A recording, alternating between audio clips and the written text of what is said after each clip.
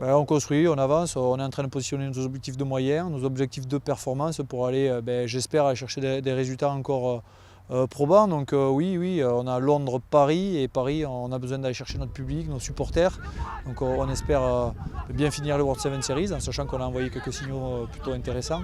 Et puis gagner cette guerre psychologique, c'est-à-dire pour nous construire la confiance, et puis montrer à nos adversaires qu'on est présent en vue des TQO du mois de juillet, où là on n'aura pas le choix et il faudra qu'on soit en quête de gagner cette étape du GPS, qui sera pour nous le tremplin pour un avenir super passionnant, super excitant en vue des Jeux Olympiques 2020. De toute façon, nous en zone Europe, on a gagné le tournoi Lecce, donc on sait qu'on est capable de gagner en zone Europe, en battant l'Irlande, qui est une très bonne équipe malgré tout en finale. On avait battu l'Écosse, on avait battu l'Angleterre, on avait battu toutes ces équipes-là aussi sur cette période-là.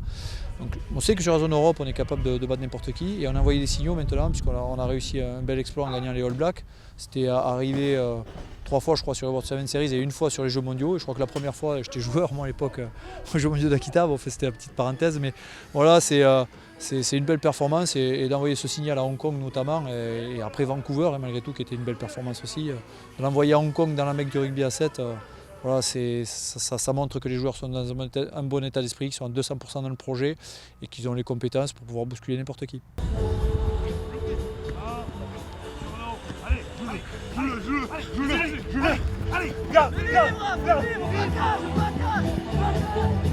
Il y a une très bonne dynamique, malgré tout, on le sait, à 7 et dans d'autres sports aussi, hein, ça va très vite en fait. La dynamique, elle est même quasiment des fois de un match sur l'autre.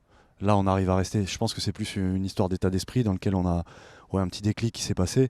Mais ça, il faut, pour le conserver, je pense que c'est l'investissement qui va faire ça, le respect c'est toujours le contenu en fait qui va primer. C'est pas venu par le hasard des choses. Voilà, on a beaucoup bossé, on a mis du contenu sur nos matchs, on est resté solidaire sur le projet de jeu, dans l'investissement, sur les phases de combat et de ruck. Voilà, il faut rester s'appuyer sur ce qui est palpable et concret.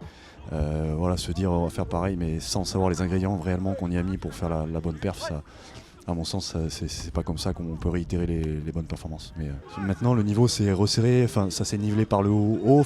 Les meilleures nations sont restées à peu près les mêmes au même niveau, et c'est celles d'en bas qui sont, d'un peu plus bas, de centrales là, qui ont réussi à augmenter leur niveau, ce qui fait que c'est beaucoup plus homogène.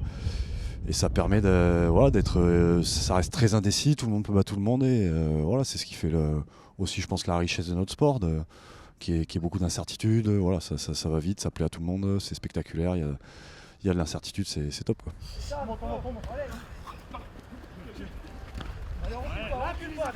Je ne sais pas prendre la vitesse, vite debout. Va marquer.